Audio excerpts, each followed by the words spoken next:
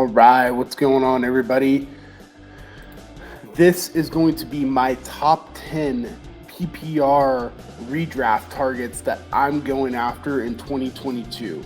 We're going to get into a couple of quarterbacks, wide receivers, a couple of running backs, and then one tight end that I'm going to be targeting in my redraft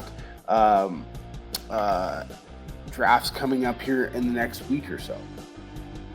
So let's start off with quarterbacks. So number one, my guy that I'm going to take. So personally, just so you guys know about the way I kind of play my redraft leagues, is I try to not take a quarterback super early. So a guy that I'm going to be targeting in the rounds that I think that I can get him is going to be Russell Wilson. Russell Wilson is a guy that right now, most ADPs, he's pretty far down the board. And, he's somewhere around the rank of like a QB8 or a QB9. My projections, I have him at QB5. And if I can get him at QB5 in the like 8th, 9th round in some of my home leagues, if it's only a 10-team league, then yeah, I'm going to be really, really interested in getting him in my drafts. If I'm going to wait a little bit longer now, obviously, this is going to be different, if you have a Packers fan or something like that in your mix, right?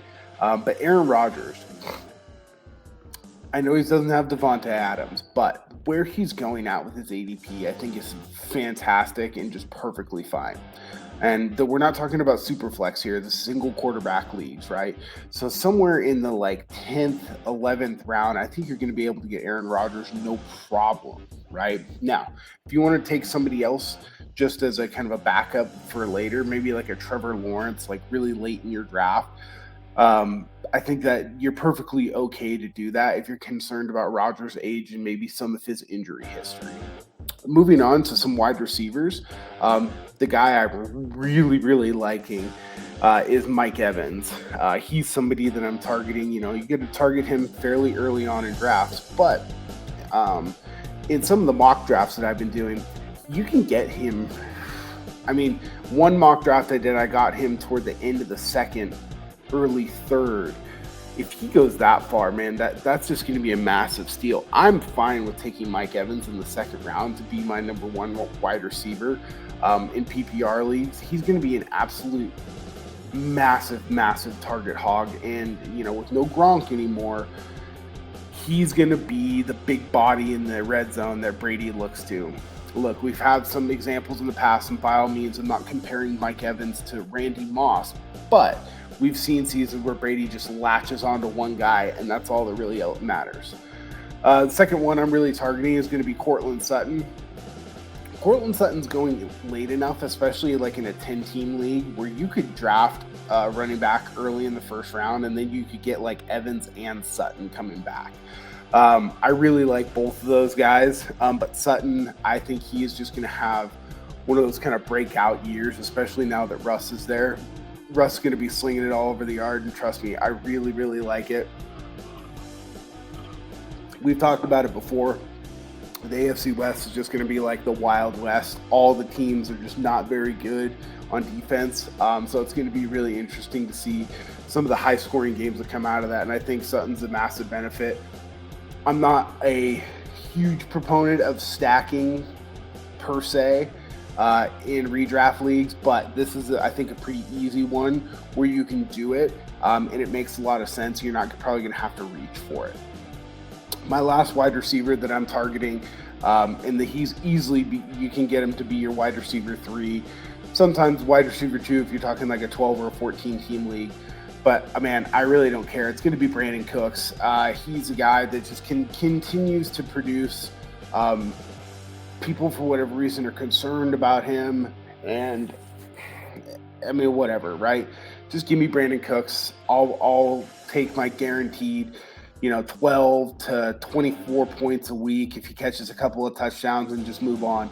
Out of a wide receiver 2 or a wide receiver 3, that's really all I'm looking for in a PPR league. When we're talking about running backs, look, JT is obviously the sexy pick, right? If you don't get the number 1 pick, if CMC is available, I'm taking him. I've even taken him in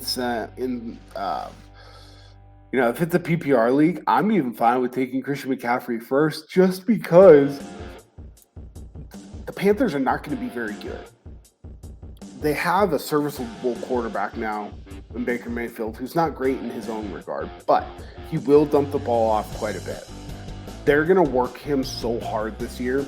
He's going to just absolutely gobble up points. It's really going to be interesting to see as long as he stays healthy. And look, we can't predict injuries. So we can't go back and say, oh, well, he screwed me last year. Look, in fantasy football, for me, you're playing to win. You're not playing not to lose. Don't be conservative. Don't take Derrick Henry just because he's going to get 5 million carries. Like, if you're playing PPR, take Christian McCaffrey as early as you can and just ride with him, right? If you're back toward the end of the first round, let's say you're pick like 7, 8, 9, or 10, there's a couple of guys out there, but again, I'm going to gamble on the massive upside of Saquon Barkley. This is the guy that's shown before that when he's healthy, he can put the numbers up to have an RB1 type year, a top 3 RB type year. It's not where he's being drafted right now. So why not go for it, right? I'm fine. I've reached in the first round. Call it a reach. It's like a 5-position reach.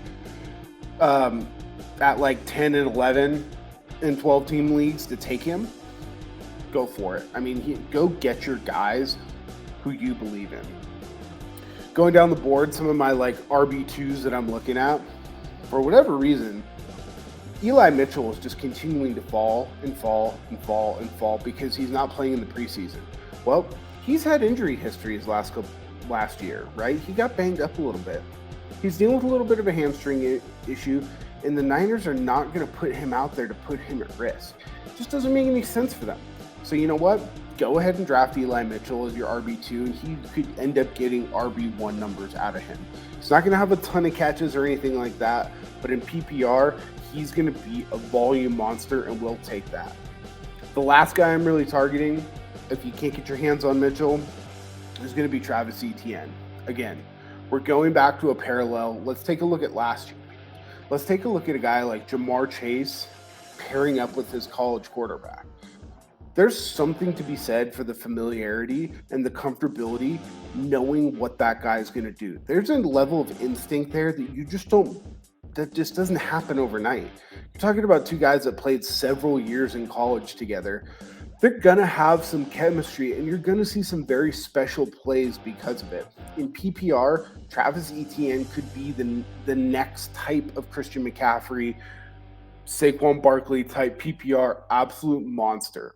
It's not like this guy tore his ACL or tore his Achilles. He had a Liz Frank.